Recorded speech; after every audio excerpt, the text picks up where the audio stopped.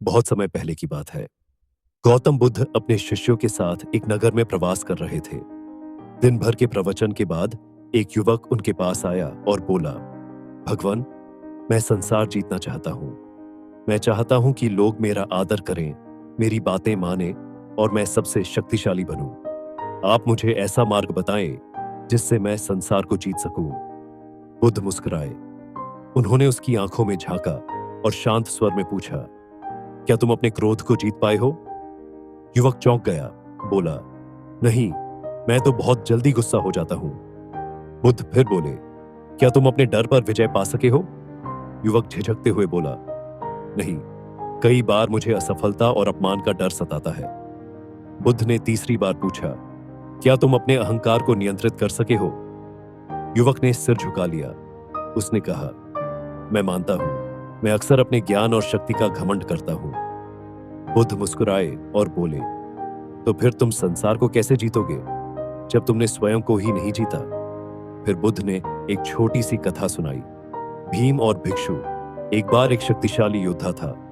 वह तलवारबाजी में निपुण था, सेनाओं को हराता था और राज्य पर राज्य जीतता जा रहा था। वह स्वयं को अपराजेय मानने लगा था। एक दिन वह एक वन में एक वृद्ध भिक्षु से मिला। भिक्षु शांत, स्थिर और प्रसन्न मुद्रा में ध्यान कर रहा था। योद्धा ने गर्व से कहा, भिक्षु, मैं पूरे उत्तर दिशा का विजेता हूं। मैंने सैकड़ों युद्ध जीते हैं। क्या तुमने भी कुछ जीता है? भिक्षु ने आंखें खोली, उसकी ओर देखा और शांत स्वर में कहा, हां, मैंने स्वयं को जीता है। योद्धा हंस पड़ा। स्वयं को जीतना कोई बड़ी बात नहीं। तलवार से युद्ध जीतना ही सच्ची विजय है। भिक्षु मुस्कुराया और बोला, तुम दूसरों को हराने में लगे हो, लेकिन अपने भीतर के गुस्से, लालच, मोह और घमंड से हार रहे हो।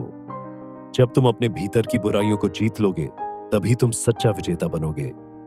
योद्धा स्तब्ध रह गया। वो समझ चुका था कि बाहर की लड़ाइयों से बड़ी लड़ाई अपने भीतर होती है। बुद्ध का संदेश। बुद्ध ने युवक की ओर देखा और कहा, बाहरी संसार को जीतना आसान है क्योंकि वह सीमित है, लेकिन आत्मा के भीतर की इच्छाएं, विकार और भावनाएं, ये अनंत है। इन्हें जीतना ही सच्ची वीरता है। जिस दिन तुम अपने क्रोध, लालच, मोह, ईर्ष्या और अहंकार पर विजय पालोगे, उसी दिन तुम संसार के सबसे महान विजेता बन जाओगे। युवक की आंखों में आंसू आ गए। उसने प्रण लिया कि अब वह पहले स्वयं को समझेगा, साधेगा और विजय प्राप्त करेगा।